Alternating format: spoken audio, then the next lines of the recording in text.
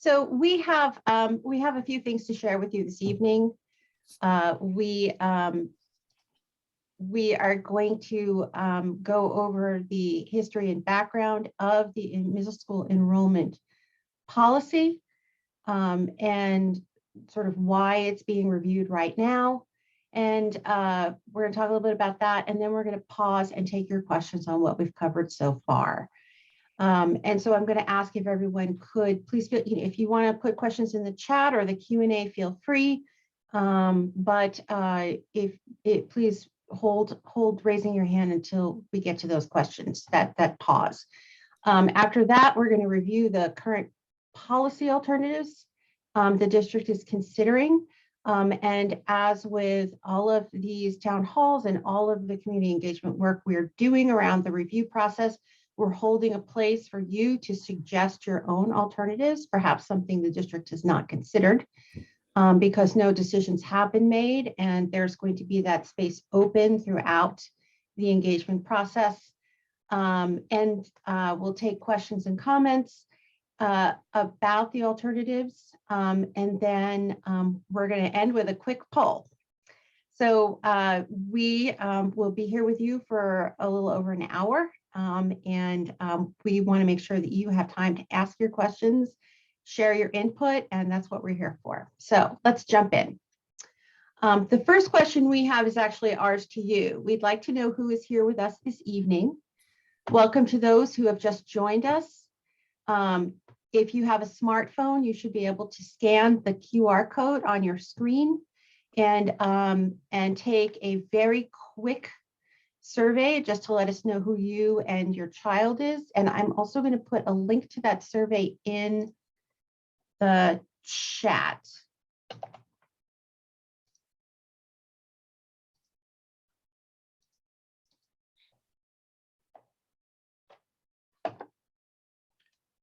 And for those who are panelists, since you are able to use the chat, but we do have some folks who are not joining us as panelists this evening, I'm going to ask that you please be sure to message everyone. So you have an option in your chat to choose hosts and panelists or everyone, and just so that everyone can see your chat if we're all sharing, just so that everyone is included. Can take another minute and see. And see the next slide. So the main purpose of this webinar is to share the information about the middle school policy review process and to get your questions and comments. And we've reserved the entire last half hour of this presentation for your questions and comments. So there's going to be plenty of time for that. We're here to speak with you this evening. We will not be taking a break. So I do want to remind everybody, get up and stretch and move around, do what you need to do to be comfortable. We'll be here when you come back. And as I said a moment ago, we are going to take a pause partway through the presentation to take questions about what we've covered.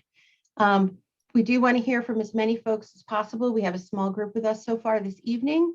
There should be plenty of time, but please, as a courtesy to those who are with us this evening, try to limit your questions or comments to a minute or less. And if you would like us to loop back around to you, we will do our best to do so.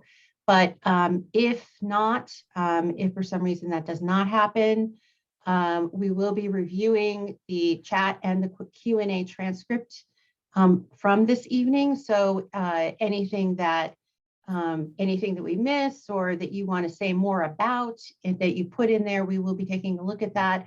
And we will be finding ways to respond to that as we move forward in this process. Okay, so let's start with the history and background. Excuse me. So the way that I like to start this presentation is the way the review process was explained to me. And it really starts with Berkeley Unified School District's commitment to diverse integrated schools and integrated learning. In 1968, the district became the first major public school system to voluntarily integrated schools. And the commitment to diverse integrated schools has been a core value of the district throughout this time. Berkeley believes that there are multiple reasons why diversity in our schools benefits the district and the community. It enriches the educational experiences of students. It advances educational and occupational aspirations. It reduces, prevents, or eliminates the effects of racial and social isolation. It enhances critical thinking skills. It helps to facilitate an equitable distribution of resources.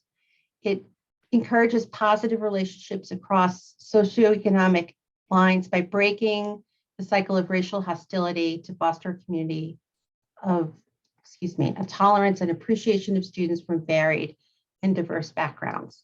So these are core values. There are reasons why the district has this as a core value. And it makes, it promotes participation in our community in a different way. So here's a picture of our current enrollment process. Mr. Martinez, would you like to take it from here? Yeah.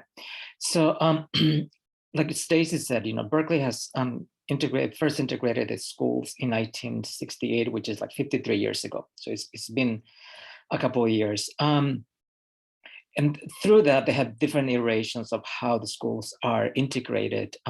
So the last iteration, it happened in 2004.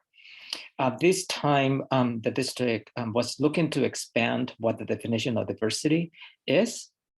And so in the student assignment plan for the elementary schools of 2004, parent education and parent income was included in the design of the student assignment plan, and also race and ethnicity. But parent education and parent income, we get that data from the census, and in 2004 we got it from the 2000 census. Since then, we have updated the data with the information that the census provides. We also, when we look at ethnicity and race of the students, we don't look at the individual student, but we look at like a few past years. And we do this so that we are not, the individual characteristics of the students are not taken into account when students are assigned to our schools. But in these three different variables allowed us to create a map that we used to assign students to the elementary schools, so that the elementary schools are diverse and are integrated, not only racially, but socioeconomically. Next, please. So this is the map with the three different factors that I was talking to you about. So we call this the Composite Diversity Map. And like I said, this map was created using the census data for parent education and parent income. And so in here, we have what we call the geographical areas for the diversity categories. In here, and so this is a map of Berkeley. And the triangular part of the map that is kind of blank, just it looks white, that just so you get a sense of where you are, that's Cal. So that's that area there. And so we have three diversity categories in this map. We call the diversity category 1, diversity category 2, and 3. Diversity category 1 is the area that is yellow. Diversity category 2 is the purple, and diversity category 3 is the blue. Roughly, it covers, West Berkeley is 1, the Middle Berkeley is 2, and the Hills is number 3. And the largest, just so that you know, the largest proportion of students in our schools in Berkeley, they come from diversity category 1. It's about 50% of them, about 20 come from the purple, and about 30% of the students come from diversity category 3, which is the blue color, and is in the Hills. And please try to remember these colors, because they will play into effect in the subsequent, but I will continue to repeat it. So it's diversity category 1, 2, or 3, or just the colors, if you remember that. So in the next map, you can see in here, at the elementary school level, we have 3 distinct attendance zones. One that is in the north zone, which is the red, the yellow, which is the central zone, and the southeast zone, which is in the green area. We also have an elementary school that is a district-wide school, that is Sylvia Mendez, and that school is where the district has the two-way immersion program for Spanish and English program, and that's in the south part of Berkeley. So this map was created in 1994, and the intent of that was that each of the attendance zones for the elementary school would cover a cross section of Berkeley, that it would cover part of the flats and in the hills, so that the schools would have would be represented at the elementary schools from a cross section of the population in Berkeley. If you there's also one line in the central zone that is kind of like a white line in there. That line it tells us the attendance zone for King and the attendance zone for Wheeler, and we're going to see in the next map much more clear and where the attendance for the two middle schools. Can we see the next one, please? So this is the map that we for the two middle schools in the district, King and Wheeler, and Longfellow is a district-wide school. So the map. This map was created in 1994. And at that time in 1994, the school district went through a process that was called reconfiguration. Before that, the school used to be kindergarten through the third grade. They used to be primary grades, and then 4, 6, and then 7 and 8, the students went to what it was called then junior highs. And there were 2 junior highs. There was King and Wheeler. So but they would only the students would be there for only 2 years, for grade 7 and grade 8. And in 1990, when the reconfiguration happened, then the district at that time realized that they needed an additional middle school to accommodate the additional grade of what is now middle school, which was the 6th grade. So in 1995, the school district created a new school that is Longfellow. Previously, and it was a 4-6 school, the location where Longfellow is. At that time, in order to entice families for them to attend Longfellow, which was a new school that was being remodeled, the district applied for magnet money from the federal government, and the district was able to secure magnet funding for Longfellow, which became at that point Longfellow Arts and Technology Magnet School. And the funding lasts for 3 years. That's how long the federal grant for a magnet installation lasts. And the purpose is that there's this kind of seed money, and then the school district needs to continue that. The district at that point, in order to make it a little bit more appealing, they gave transportation. Transportation was provided to 6th grade elementary middle school students, which was not provided to any other middle school. So it was only for Longfellow, and in addition to that, Longfellow was given a 7-period class, which students could use it to take electives. But it was not, that 7-period didn't exist at King or at Wheeler. So one of the things was that the families needed to choose under like the magnet requirements, is that the student families needed to choose to attend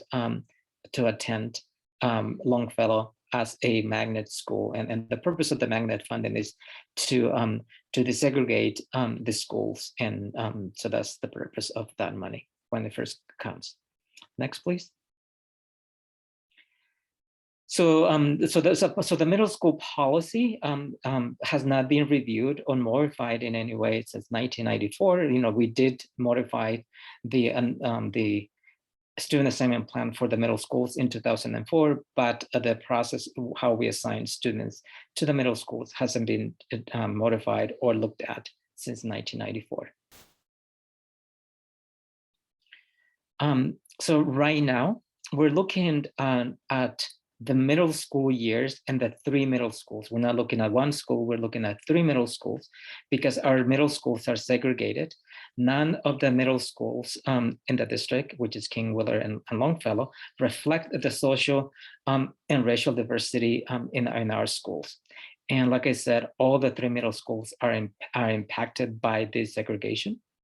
If not, then if the trend is expected to continue, unless the practice is changed, otherwise it will remain the same.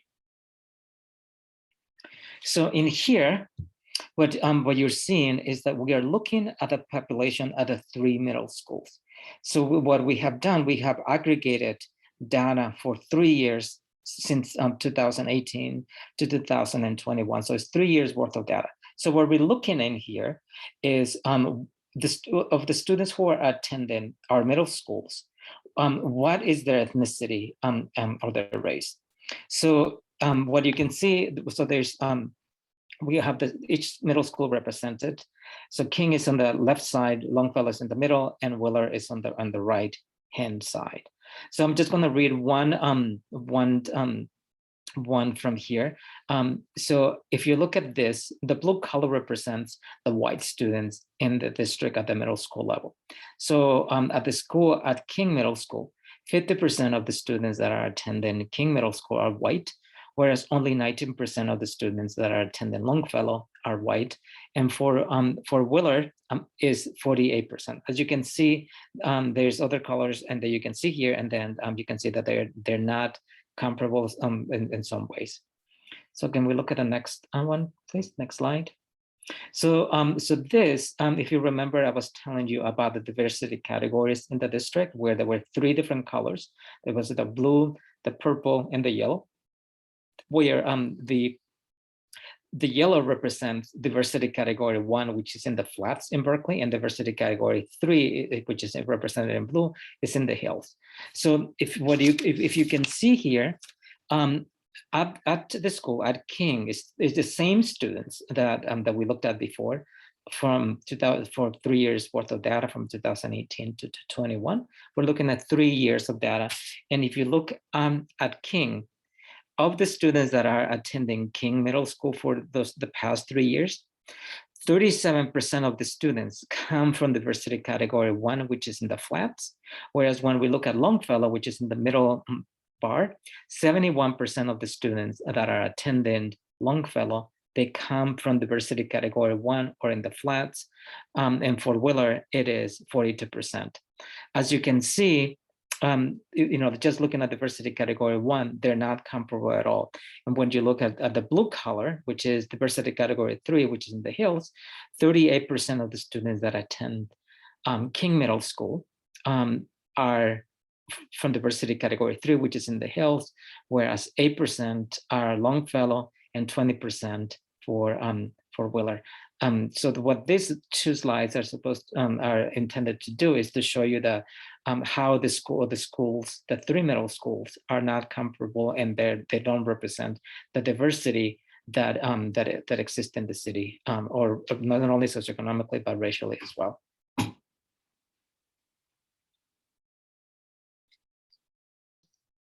I think it's also important when looking at those to really go back to think about the district's core values and why the district places such a high value on diverse and integrated schools, the many reasons why, and just keep that in the back of our minds as we think about this. In 2019, the board realized the magnitude of this issue and the need to re-examine the middle school enrollment policy. And at that time, the board did direct the superintendent to review the policy, but we've had a pandemic, and there was a little bit of a delay in the process getting started. So we did the district kicked off the review process at the beginning of this year. The board has made the decision to extend the process, which was originally going to end at the end of this year, in November of this year. And the board has extended the process into 2022. So we will be working with you and providing lots of community engagement opportunities. And at the same time, the district will be reviewing multiple factors surrounding the policy into 2022. The factors that the district is looking at right now include many variables: future growth in the district, distance from school for students, school diversity, transportation, program quality, and of course, the important piece of community input. Whatever the board decides in probably the fall of 2022, no changes, if any, will take effect until the 2023-24 school year. And I say may take effect because one of the decisions the board could make is to leave the policy as it is. And so that is, that is something the superintendent may recommend. And what I probably should say right here, actually, I'm going to go to the next slide because I think that might illustrate it better. This is sort of an overview of the timeline. We started the community engagement process in the spring.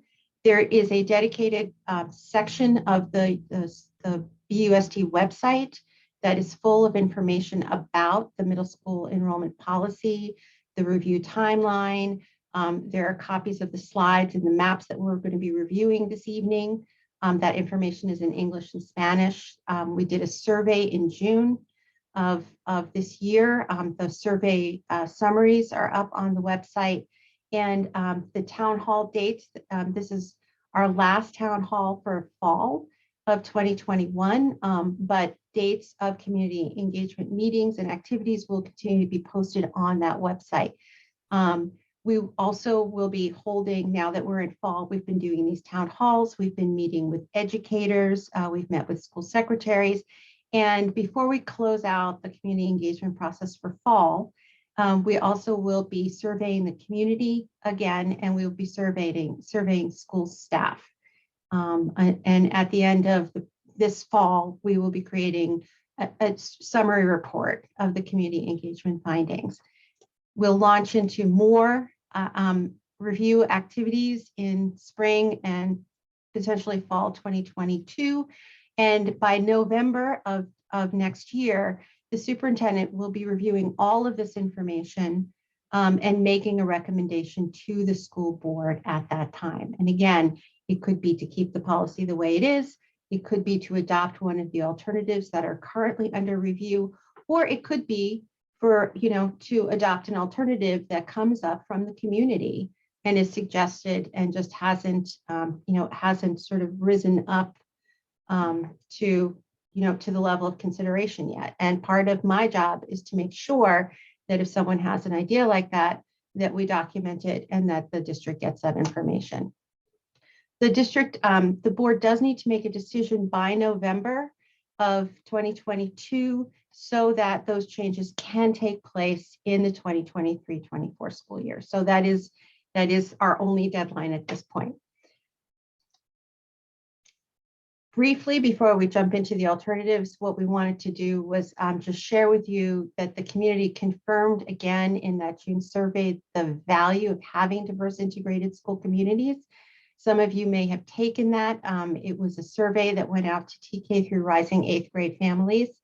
And we had almost 2,000 responses.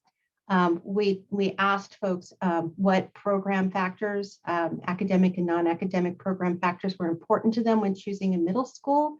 All the summary of those, that information is up on that website, and I will not go through all of that tonight because I know that's not why everybody is here. But just briefly, we did present these alternatives, and before we had the maps, and 66% of respondents chose an alternative that was different from the current policy that created more diverse and integrated school communities. 20% wanted to leave the policy in place, and 14% were undecided or unsure. And I think of this, and I encourage you to think of this as a snapshot in time, because that was June, and now now we're here and we have some maps to share. We're taking another sort of snapshot of sort of what the community is thinking, and we will continue to ask these questions throughout the next year. And now it's time for your questions. If you have questions about anything that we have covered so far this evening, please post it in the chat to everyone, please, or the Q&A if you can't access the chat, or raise your hand.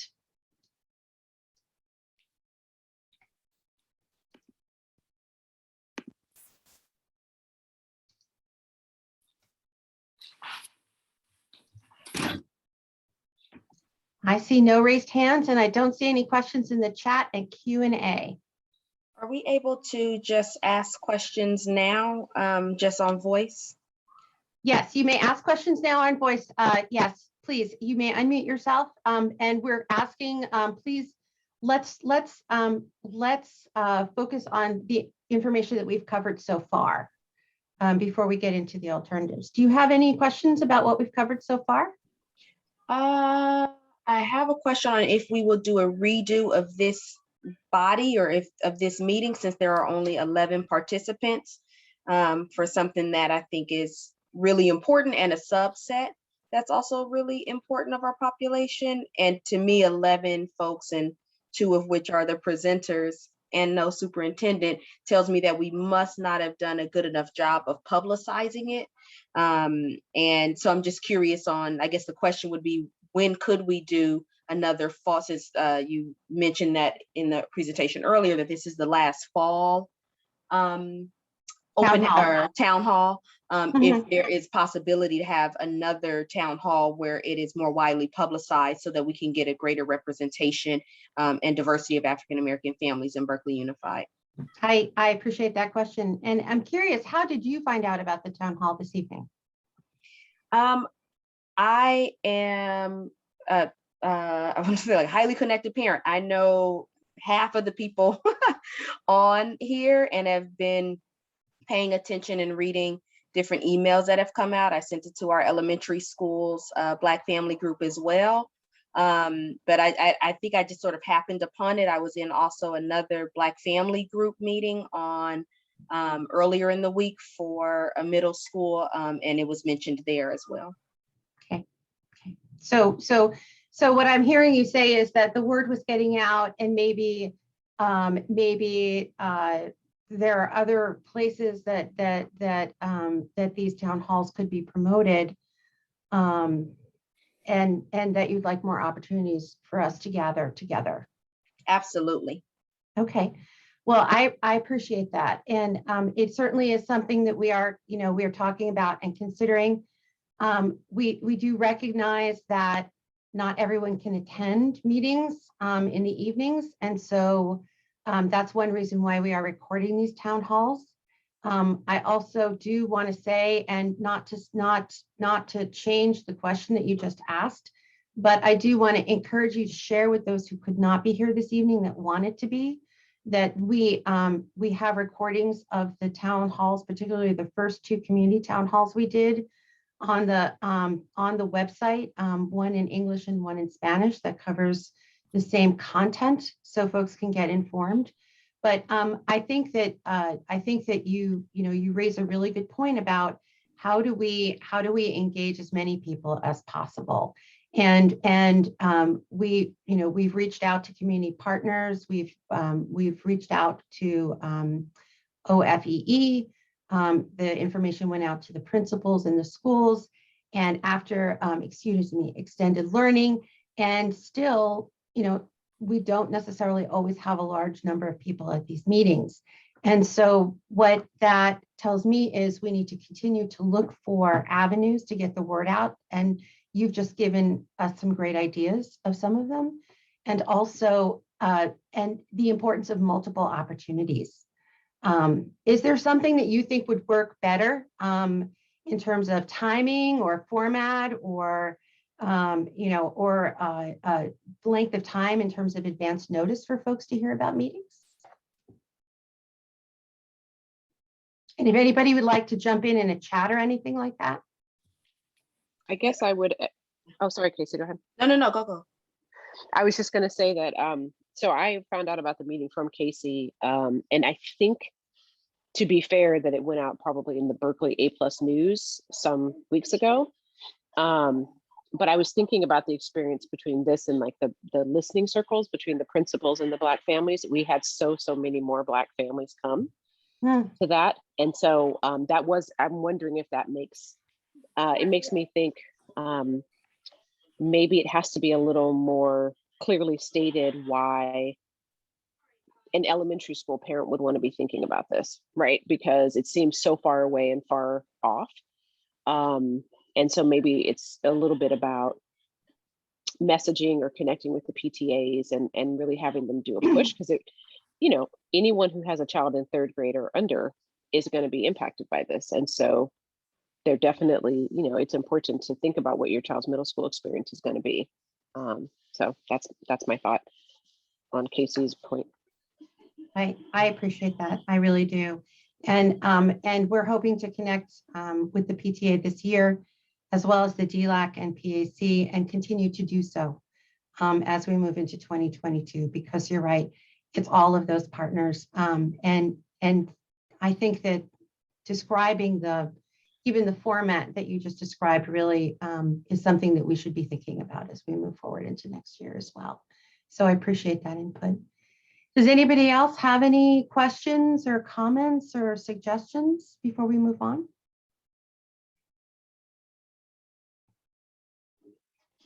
I do have a question if no one else does.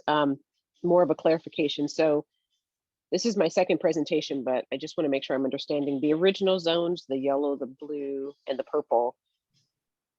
They seem very geographical. Am I also hearing that it's not just based on geography, but also about income and parent education level when we look at those zones? Yeah, Stacy, do you want to go back to the diversity category map? So again, absolutely. Give me just one moment.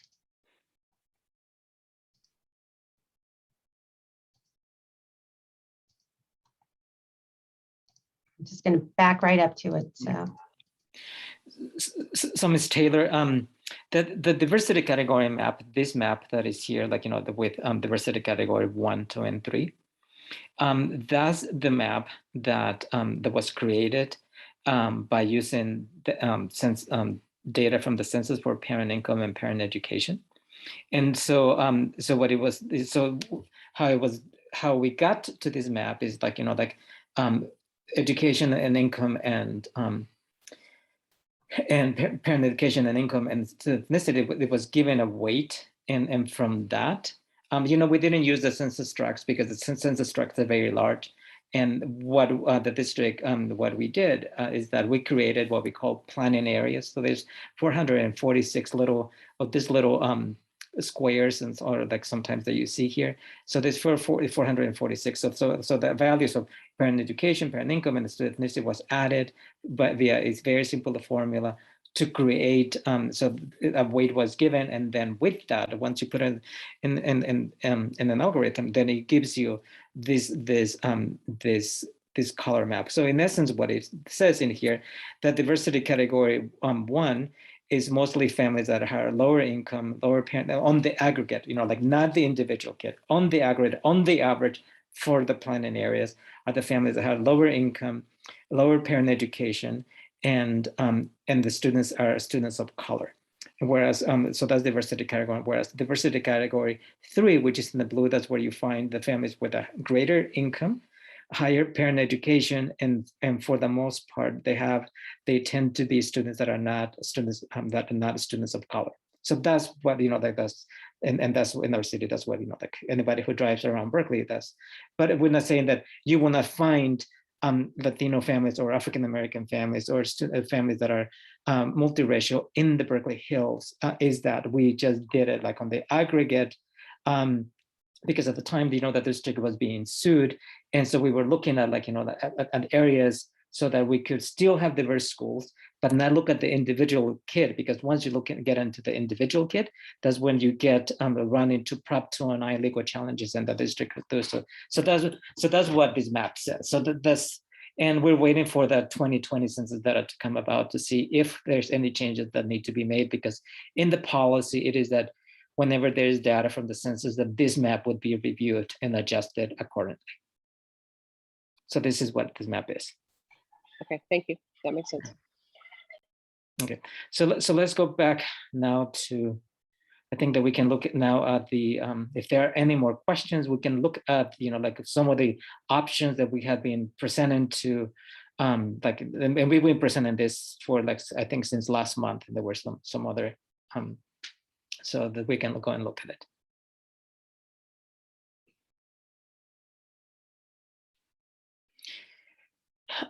So currently, we are looking at policies. the policy changes and what it will look like if something were to happen. So one of the things that we're keeping in mind that whatever happens, whatever changes or not changes, is that the civil preference would remain in effect. And that civil preference means that if you have a kid in the 7th, 8th grade, and you have an incoming 6th grader, that they could be at the same school, regardless of anything. So that's what it means, that civil policy. We're not talking about legacy. We're talking about civil preference, so that the family can take and drive the kids, or can get the kids to the same school within the given grades of the schools.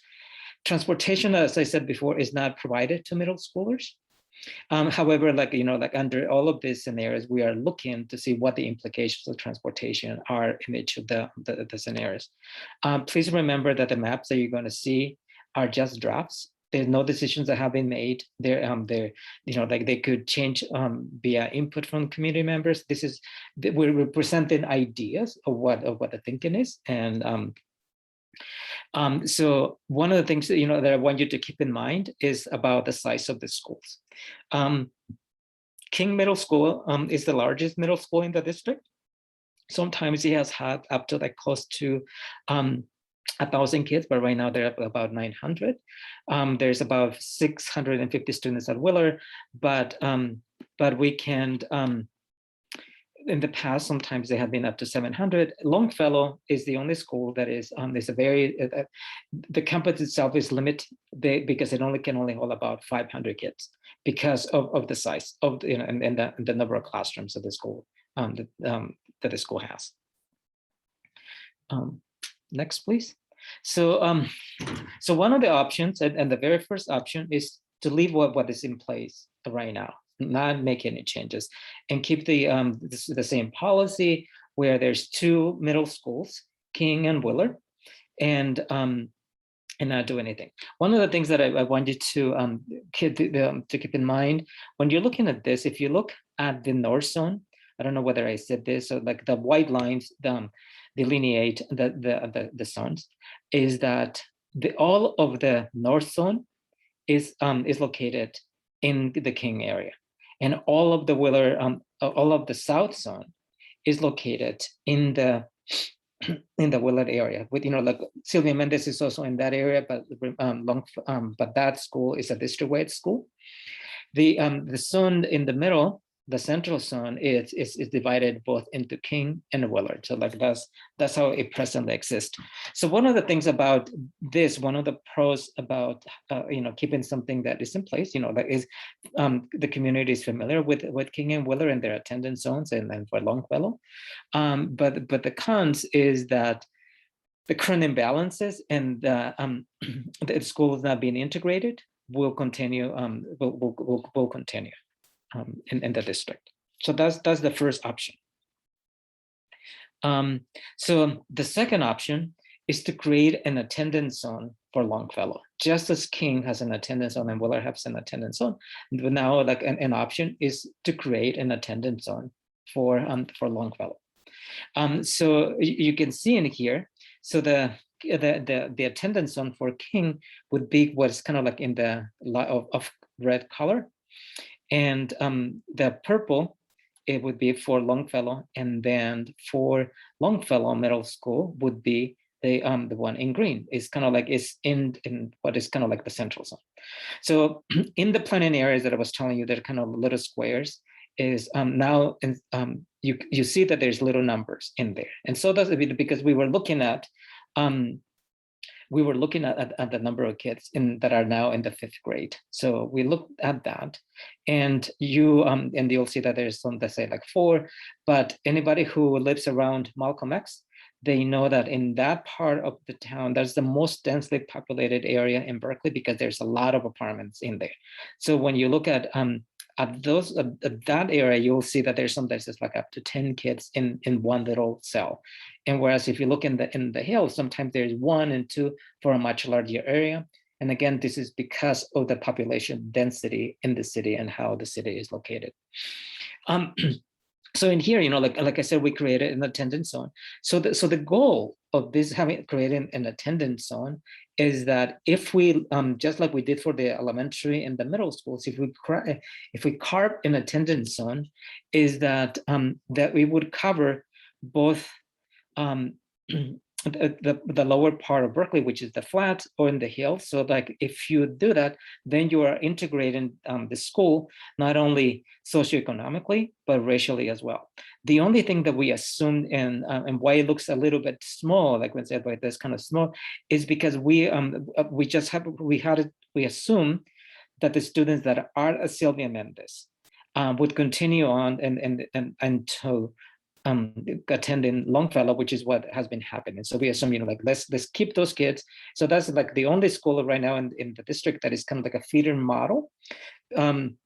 Because the kids that are at Sylvia Mendes go on to Longfellow. Some of them choose not to go, but under this scenario, they would have to go into Sylvia and into Longfellow. These kids that are Sylvia Mendes. We also understood, like right now, like I said before, we do not provide transportation to students at the middle school level. The only ones that get transportation at the middle school level are kids that are special ed is in their IEP. So we, since this would be something new, we thought that maybe there would have to be a transportation provided, kind of like express bus that could transport the kids that live a mile and a half or more to the school for those students that are in the yellow, the green area.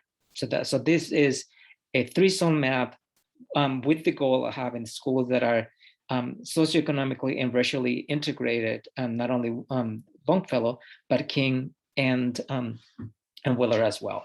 But this wouldn't be not the same number of kids, but proportionally, because remember, Longfellow is a much smaller school than the other 2 middle schools. Oops, sorry, my chair kind of moved. Next, please. So the other option number 3, is to create feeder schools. And just like I said before, like right now, we have a feeder school, like Sylvia Mendes into Longfellow, is to create a cluster of elementary schools that would fit into a middle school. So one of the benefits of having feeder model is that the families that attend a given elementary school would know where their kids are going to middle school. So the relationships that are built at the elementary school level would go on into the middle school. And it's a very somewhat simple process and a simple idea to explain and to families. But there's also challenges to this, and I'm going to show you in a minute what are some of the challenges that we have found in trying to do a feeder model school. So like right now, let's look at the illustrations of the schools. So the first one that you're going to see is a feeder model pattern for King Middle School. So what we have done at this time is that we have assigned 4 elementary schools into King. So one is Craigmont, Berkeley as Magnet, what is now Ruth Active, but it used to be called Jefferson for some, and then Thousand Oaks. So we did this, and you can see again, like there's numbers, the number of kids in the in that attended and what would be that feeder school. So you can see like most of the kids would be coming in from the North Zone, because that's kind of where King is located, and some kids from the Central Zone, because Berkeley Arts Magnet and Craigmont serve kids in the Central Zone. This looks very similar to what we have right now in existence. If you remember the map that we had for King and Willard, where it was kind of reddish and green, I believe. And so it looks very similar to that. So like it's nothing, there's none, you don't see many changes in here. And again, in the little planning areas, you see the number of kids by the planning areas, where you can see like the lighter color is fewer. And then when you look at the other colors, there's more kids. So this is 5th graders, because we were trying to find out like where are the kids in the 5th grade. But if there were to be any changes to the policy, the policy would be affecting the students that are now in the 4th grade. But if somebody said, well, why don't we look at the fourth grade? It's because of how the assignment policy works at the elementary school level. We're drawing kids from throughout the attendance zone to the wherever the elementary schools are, because we're moving kids from the hills to the flats and from the flats to the hills, and that's how we integrate the schools at the elementary school. So that's, you know, so that's what would happen. So let's look at the next one. So I was telling you about how there's some challenges to this a model of the feeder school model. So one of the things that we have done in here, so this is the feeder model draft for Willard. So Willard is on the south side of Berkeley. So we gave them Emerson and John Muir, which are the schools that are farther to the southeast of Berkeley. And so we said, you know, we gave it to them, and then we also, but we needed to give them more schools because those two schools are small and they're not sufficient for that school. So we gave them Rosa Parks and Washington. So Rosa Parks is a North Zone school, and Washington is a Central Zone school. So and so because we're trying to give them just the schools with the right number of kids. So if you look at this and this map for Willard, so in essence, Willard becomes a district-wide school. So we're getting kids from throughout Berkeley, not only from the Berkeley Hills in the north side, but also from West Berkeley and South Berkeley in the hills. So this is where it becomes challenging, because how do we get the kids from one side of town to the other side of town to attend middle school under a feeder model of pattern? So this is where, as I said, that it becomes a little bit more challenging. Some school districts do feeder models for elementary to middle schools, but because they don't have integration in their schools, they just do they have the neighborhood elementary school, and then they have the neighborhood middle school. So there's not, and I believe West Contract does that, and so like then there's not a lot of transportation needs like that you would see under this map.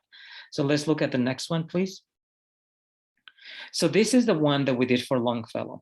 And Longfellow, we needed to be very careful as to what schools we gave them, because we needed to hit that target of students that they could have. For instance, we couldn't give them some schools because we need to get to the point where we give them about 160, 170 students for the sixth grade, and that can be maintained not 1 year, but it has to be maintained over the years of because then if you get to like where there's an extra class of students and you cannot accommodate them, then you cannot have a true feeder model program. So in this case, again, we assume that Sylvia Mendez will continue on to be part of Longfellow.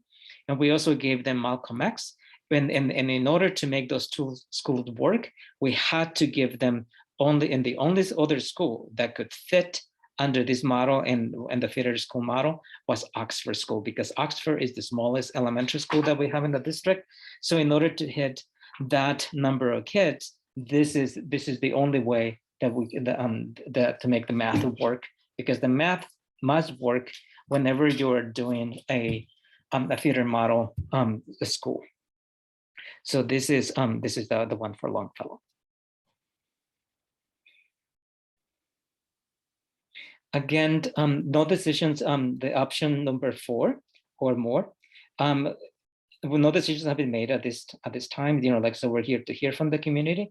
And if better ideas come about how to have schools that are diverse and integrated at the middle school level, you know, that could be another option that could come forward, and then the superintendent can propose that.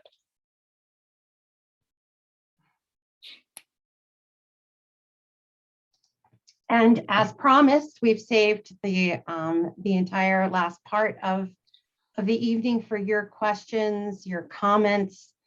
Do you have questions about any particular models? Do you have questions? Do you have any comments about each of the models? Something you like perhaps, or something that you don't like?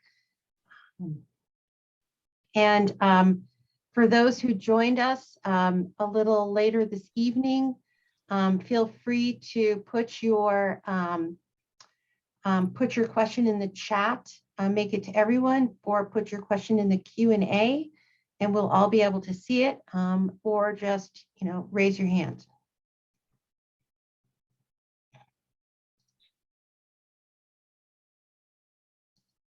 Or perhaps since we're a small group, and oh, yes, Ms. Robinson. Thank you. This is what we call at work a GFI, a get fired idea. I'm certain that you guys have already went through this and flipped this one over, but I'm curious to hear the thinking on it.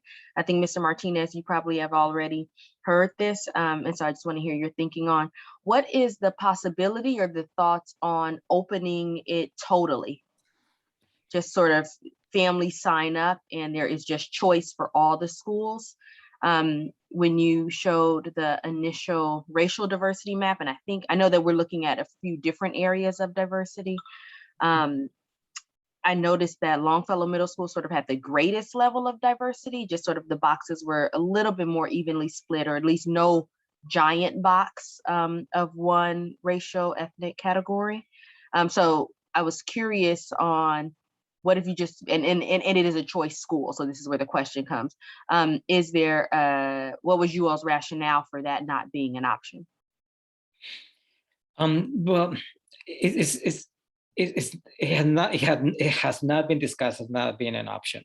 So, but one of the things that, if it were to be open, just like school-wide open to anybody, and they just rank the schools, it is what we would have in the end, like, and is that sometimes the families that are coming in late to the school district may have to take whatever spaces are available. And it could be that a family, let's say that they live close to the Claremont, and they would have to go to a school, like to King Middle School, which is a far away, or vice versa, somebody that lives around like the Thousand Oaks neighborhood, and then is assigned to Willer, which is all the way across town. So I can see the benefit of that, but it's also like it's one of those things that becomes challenging, the transportation and who's coming in last, and where those kids get assigned to the school, when the kids, how they get assigned, because having it an open choice, that means that it is possible that the schools or one school or two may not be integrated. So that would, and then the transportation issue that may come about as to where kids get assigned depending on when they come in. We have a question from Ms. Taylor. Najee Taylor, you can unmute yourself. Yeah, sorry, just having some trouble getting the unmute. I guess I have a statement and then a question. I do think that having transportation to middle school I think would make things much more possible for many families. I remember when my son, who's now 20, got to middle school, that was a huge, like, oh no, how do we get him where he needs to be? Because both of us had to be at work at different times. And so there's no before school care, there's no after school care, and in middle school. So that's just kind of a food for thought. In terms of the models, I guess one thought that I have is that, say that we stayed with the current model, and you mentioned the magnet designation, which is probably past at this point, but I think probably because I'm a child of the 70s, I was definitely involved in magnet schools. And one thing that could happen is it seems to me that families are making a choice to go to Longfellow for some reason. And I don't know if that's about the cultural community that's being created, or because it's a smaller space. And so is it possible that it could be, instead of it being by happenstance, there could be some intentionality around Longfellow, and say this is a magnet for people who are, I don't know, interested in ethnic studies, right? Because the school district is moving into an ethnic studies, looking at that at the K through 12 level. So, families of color who are already choosing to go there, as well as other families across different racial ethnic groups who are curious and really want to have that intentionality around what their child is experiencing. anyway, that's just a thought. I don't know how much hot water that gets us into in other ways, but I just think that if families are already choosing that, there's probably a reason. And maybe there's a way to support that while still increasing the opportunity. Just one comment, Ms. Taylor, in regards to the transportation. I brought it up as a challenge, but Ms. Bobbitt, who is here with us, Director Bobbitt, knows that we are going to be facing a fiscal, they call it, what did they call it, Laura? A cliff, I think. A fiscal cliff, yeah, like all the other educational areas. Yeah. So like I have to tell you, like I've heard this from many families, like you don't provide transportation to middle school. Like it's like yes, we do not provide transportation. And right now, like the school board, pretty soon is going to be start looking at like the at the fiscal cliff. So there is cost. I see the benefits. Like please know it. Like I see that. I think it would be great if we had tons of money and provide transportation, but it comes at a cost. And so since the district is going to be cut, and then it's like, what if something were to be provided? Like then what else needs to be cut? To accomplish that. So that's just it's just a comment. Like I'm not. Like I totally see the benefit. Thank you. Yeah. I'm We sorry. will most likely have to be intentional with AC Transit and them working with them in partnership. Yeah. I did have a question, unless some other people have questions or concerns. Director Babbitt, we had a question from Shantae Edwards. Oh, great. Hi, Shantae. Yes, hi. There we go. Hi. How are you? Thank Thank you you for for joining holding space for us tonight. Excuse it, it's a little loud here, but my question is around if the rezone does happen, are the programs that are offered at Longfellow that cater to our Black and Brown kids, are those courses also going to be offered at the other schools should the rezone happen? Are there specific programs that you're thinking of? Umoja being one. I know that Longfellow has a mariachi band. Just the programs that are catered for our children, that are culturally sensitive to our children. Are those programs going to be offered at Willard and King should the rezone happen? Mm-hmm. I appreciate your raising that question. It certainly has come up before in some of our other town halls. And what I can tell you is that that I am going to raise it up again. And also the superintendent has started to look with his administrative staff at programming across the middle schools. And so I anticipate that, and this is my opinion, but based on this, I anticipate that we'll be continuing through 2022. So that is definitely one of the factors that is being considered in the middle school review process. What programming at the different middle schools.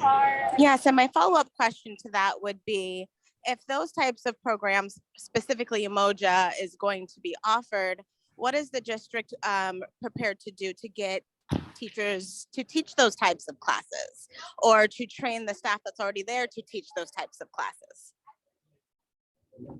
So what I hear you saying is that your question to the district, what you'd like to know and have more information about, is teacher recruitment and training.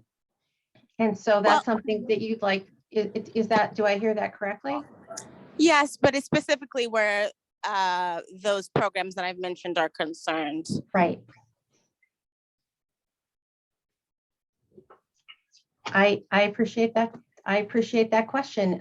As we said early on in the meeting this evening, for anything that we can't answer right away, we will find ways to get the information to you as we move forward. So I definitely am capturing this, and this is going to go to the superintendent as part of the community engagement report. So thank you. Ms. Edwards, just really quickly, at a large town hall on the 28th, I believe, of September, the superintendent heard that very same question that you asked. So he's aware of that. And so what he did promise at that time was that he will look into it to see what the impact would be and for Emoja and for Puente, which are the two programs at Longfellow. Thank you, Mr. Okay, Martinez. thank you very much. Director Babbitt, thank you for waiting. You had a question. Oh, no worries. I'm definitely more of a visual learner, and I appreciate the maps and the zones. But to me, I couldn't quite grasp how the new zone actually creates that diversity that you talked about when it was just clearly in a bar chart form. Right? So I'm just wondering. Oh, you need to go on mute, Shanti. Bring it to them. She's like, I'm looking at You should go on mute. I'm just not seeing how this is going to create. Stacy, can you mute her? But anyway, yes, I just wanted to, because I heard you talk about it in numbers, and I heard the framework be, for diversity. And so I couldn't see forecasting out what the actual bar graph would look like, even though I can understand the zones and, the being closer to school versus taking the 3 schools or 4 schools. It seems as if we think the feeder model will automatically bring diversity from those populations. And I don't know, without knowing the true population of, say, Malcolm X, Oxford, and the other school, will it create, diversity, or will it just now be a majority one population school and everybody else is, say, 10, 15% at the most? The first question, if you is it possible to see the elementary school the diversity map, Stacy? Yeah. So it will I will try to explain the first one.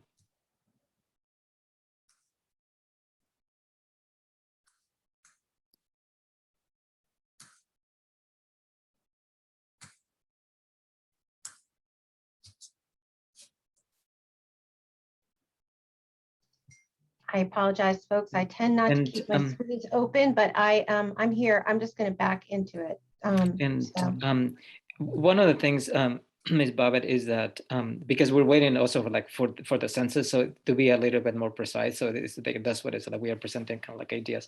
So in here, so if you look at this map where the 3 diversity categories are in existence, so we have again, it's like roughly about 30% of the students from the 30% of the students come from the blue area, at the district level, and about 20 come from the purple, and about 50 come from the yellow.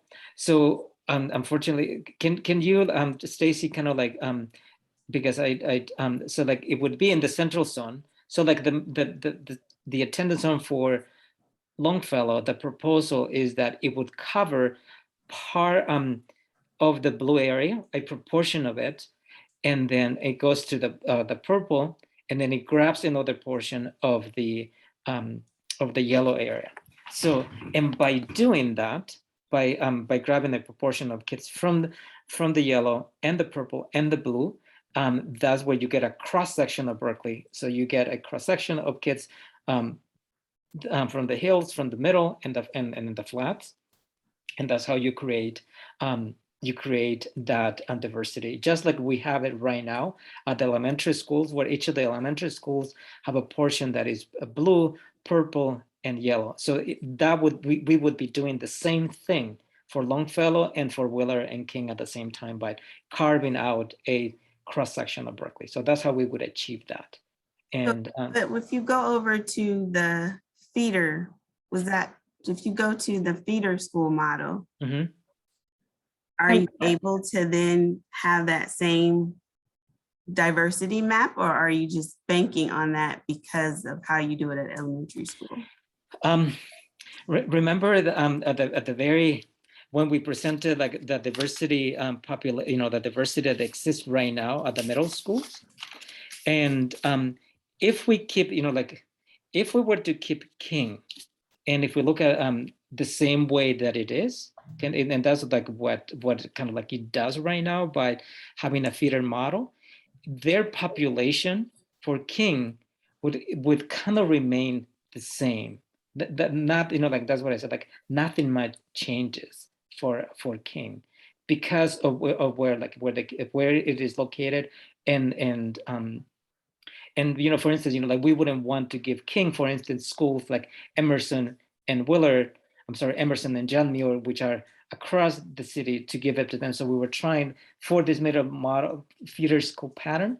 We were trying we were trying to give them an allocation of schools that would be kind of like closer, and trying to limit as much as we had to, like the transportation needs because of the school. So like that's why, for instance, we didn't give a King here like Emerson and John Muir. So we were trying to keep that as a feeder school model, something that was closer to the school. So that was one of the things that we were looking at in here. And but in essence, King, like I began by saying that the 3 middle schools are not diverse. They're they're very different. If under a feeder school model, King would essence kind of will remain the same under this model. And then can you show the Longfellow and Rosa Parks map? I mean, the Longfellow. Okay, well, let's look at the Longfellow. next map. Yeah, so let's look at Longfellow in here. So that's King, and then go to the next one. Yeah, yep, okay. Okay, Willard. So now Willard is Emerson, John Muir, and Rosa Parks.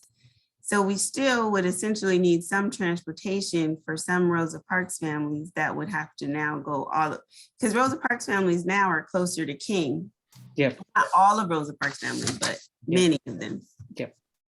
So this is the challenge under, like in here, it's like we, in essence, like one of the things we began this process by selecting what schools we were going to give to Longfellow, because Longfellow is kind of like the school that is smaller. So we need to make numbers work.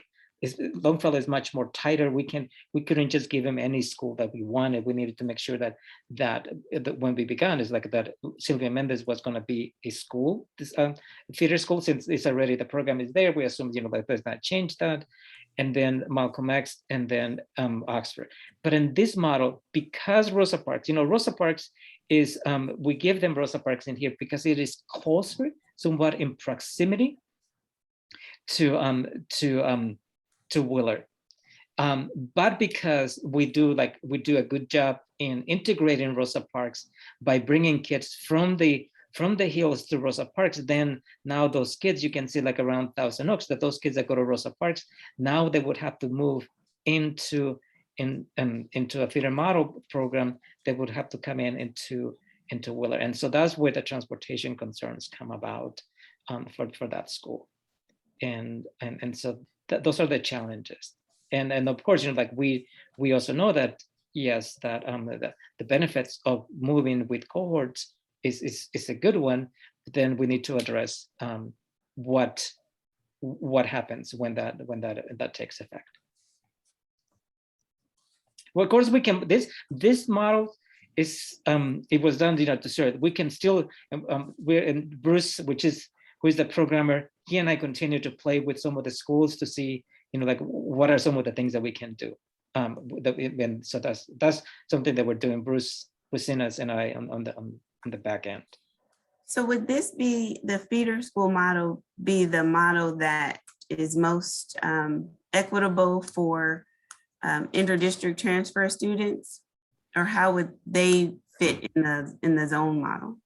The inter-district permit students under a feeder model, they would follow, if they are in our schools, they would follow, if they, let's say they went to, in this case, since we have this school here, if they went to John Muir, they would go into Willard.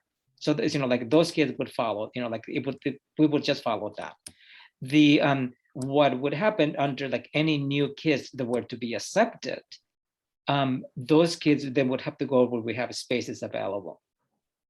Like new kids, like somebody that say that live in Oakland and they want to go to 6th grade in our schools, then those kids were not with us. So they would not be able to participate in a feeder school model, and they would have to be assigned where we have spaces. And but a question that is I still don't have the answer to, Ms. Bobbitt, is like, what happens to the kids that are coming in at the middle school level, where they get 6, 7, or 8, and we have a feeder school model? Like, where do we assign those kids? And that they happen to be Berkeley residents. So if they happen to be Berkeley residents, and because they didn't go into an elementary school, then those kids become like, what do we do with those kids? And what may need to happen in the end, it would be most likely is that we need to look to where we have spaces available for those kids. That is what may happen. I'm sorry. Oh, I'm sorry. I just wanted to just very quickly, and I am so sorry to cut you off. I hate to do that, but I did just put a link in the chat to the area on the Berkeley on the BUSD website where you can find these maps. If anyone's interested, not you per se, but everybody can find these maps and zoom in and take a look at them and peruse them at your leisure. I know we're talking about them now. If you want to pull them up, or if you want to, just follow up after this. I want to make sure folks knew that they were there. So please, I'm sorry to cut you off. Ask your question. Ms. Bobbitt, also please know that we have been meeting with some school board members, and I know that we're going to be meeting with a couple more, 2 or 3 more, and where you can ask like more questions at that time as well. Definitely. I just want to know, how is racial isolation for students of color going to be addressed as you spread more students around the district? Because I was just, of course, at a parent meeting at Longfellow with African-American parents. And one of the major reasons why they chose Longfellow Middle School was because of the racial isolation they experienced in the K-5 process. So just hoping that as we think about these maps and we think about diversity versus inclusion versus feeling in an environment that supports you, that we really look at how do we make sure this process doesn't just pick up the Black and brown kids and just sprinkle them around even more, and so that they continue to experience the racial isolation of the K-5. So that's a very good question, and there's the policy question that there has to be addressed at one point, right? So right, which I'm relying on your research. That's yeah, like, well, I have thought about a lot of things, but when like right now we're focusing on this. So like, but that's a very good board question that so anyways. You got a preview, it's coming. I know where it's coming from, but anyways, but I do, it's like, we need to like, by the time we get to the board, I can tell you that we would have reviewed a lot of different things, and there would have been a lot of discussions, like I know that there's going to be a transportation committee that is be looking at things so that we can fully address, because we're trying to address all of these questions before we get to the board, and like, when we come to the board for when the superintendent makes a recommendation. Thank you. Yeah. I want to, I'm just checking our participant list and our attendees, and I want to encourage anybody with other questions or comments about the alternatives. And also, perhaps there's, we've already had some suggestions this evening, perhaps there's another alternative policy that you think the district should be considering in addition to the alternatives that we covered this evening. Feel free to raise your hand and share, or put it in the chat to everyone, or in the Q&A.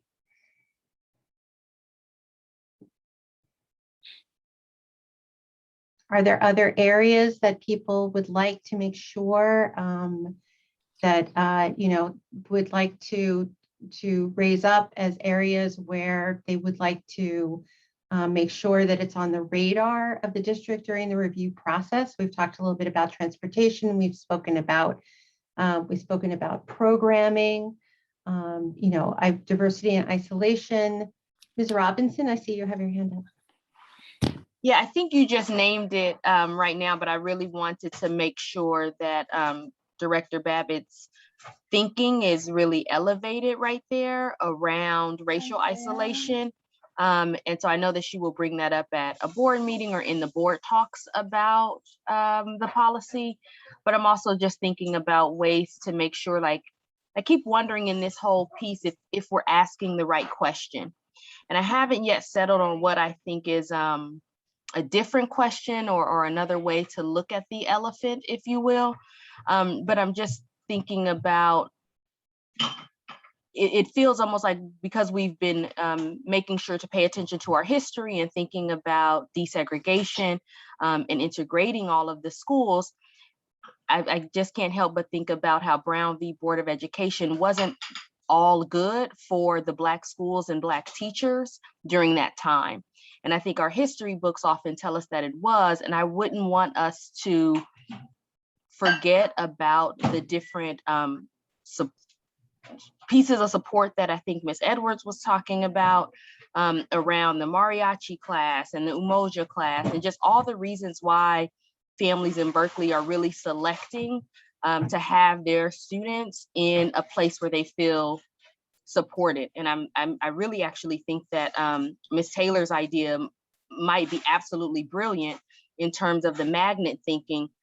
Is there a way to reignite Longfellow's magnet around, not just as a science magnet, or I don't remember exactly what kind of magnet it was, but we're in this moment to lead the way as Berkeley Unified around an ethnic studies magnet. I think there's some really creative thinking that we can do in this moment, since we're open to all ideas.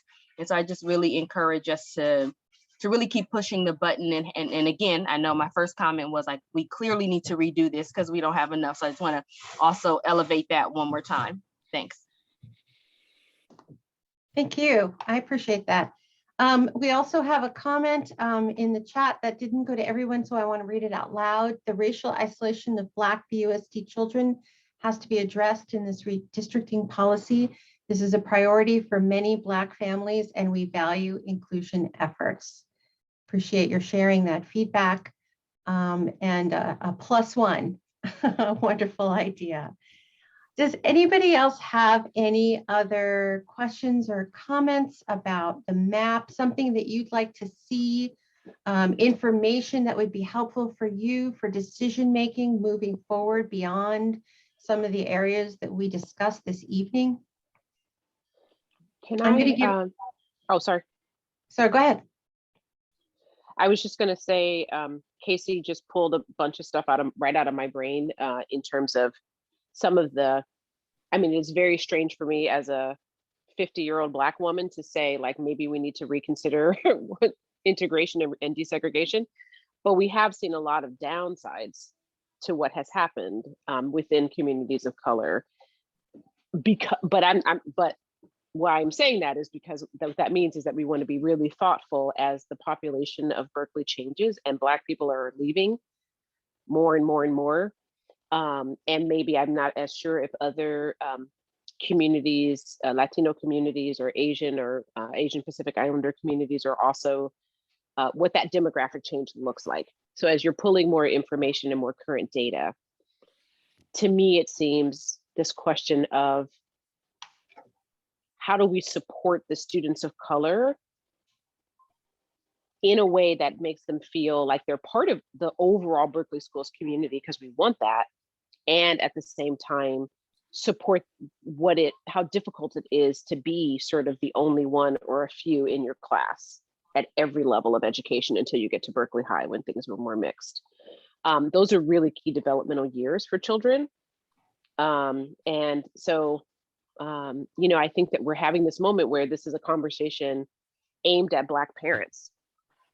And so I guess I just want to, from my perspective, kind of be real about, as a Black parent, what I think about is I'm constantly in this balance between wanting my child and children to have the best opportunities to be exposed to the most kinds of people, while also recognizing that I'm living in a city where people who are like me are leaving.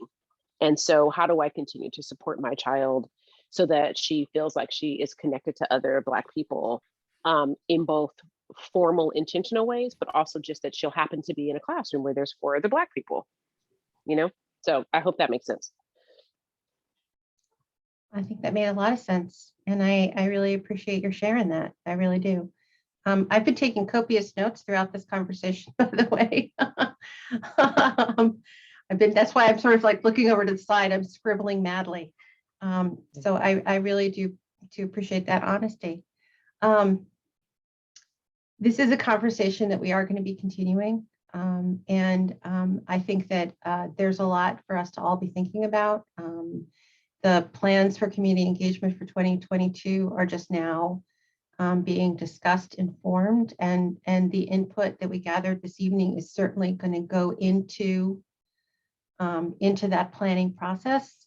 It's my goal to be as responsive to the issues folks have raised this evening about accessing the community, getting the word out, using those networks, and the feedback that was raised this evening certainly is going to, as I said, my job is to elevate your voices to make sure that they're heard by the superintendent and the folks who are working on the policy review. And my job is also to make sure that you get the information that you need about what's happening with the review process, so that you can make informed decisions throughout the process. So I appreciate that. Thank you. Thank you so much. I appreciate that too. Thank you for feeling heard. Yep. So I just want to say, Ms. Edwards, Ms. Taylor, Ms. Bobbitt, and Ms. Robinson, thank you very much. For your very thoughtful questions and comments. It's been a very, I think, and I think that's part of what we are trying to do is have kind of as direct as we can, a conversation and an open discussion. Yeah. And for those of you who were listening this evening and chose not to comment or ask a question, I am a lifelong introvert, and so I appreciate you also. There will be plenty of opportunities for you to though ask those questions and provide those comments. I mentioned, I think a little earlier, we are doing a community survey in the next few months. That's just another opportunity for folks to be able to provide the feedback and impressions. And it's taking the temperature of the community, sort of gathering, and then moving on to using that information for the next stage of the review process. To that point, I do want to ask you if we could just take a moment, if you have a few more moments to spend with us this evening. We are asking all of our town hall participants to take a very quick poll for us, similar to what we did in our June survey. And we're asking you to just let us know, based on what you've heard this evening, what you know about the process and the alternatives, do you have a preferred policy? This is, again, nothing is written in stone. This is part of an ongoing conversation, but right here, right now in this moment, how do you feel about this? And so we have a quick poll, and there are 3 options. The first is to expand the 3 enrollment zones. The second is to create the feeder schools. The third is to keep the current policy. The fourth is you still don't know, and that's fine. And the fifth is none of the above. I have a QR code here. If you have a smartphone, it's just one question, and you'll be able to rank your choices with this question. So you can have a first choice alternative. You can have a first, second, and third. It's entirely up to you. This just really helps us understand where folks are right now. And I'm going to put a link to that question in the chat as soon as my mouse starts working again, so that folks who don't have that working smartphone like mine so often does not, can also participate Takes just a minute, really appreciate it. Does anybody have any other questions or comments or feedback before we part this evening?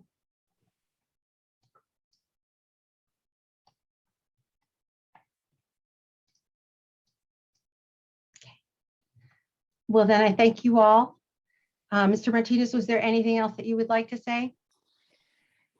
I just want to say, I know that this was a very small group, but I have to say that it was a very lively discussion and you guys had very good questions. So like sometimes, it was good. And so I thank you for that.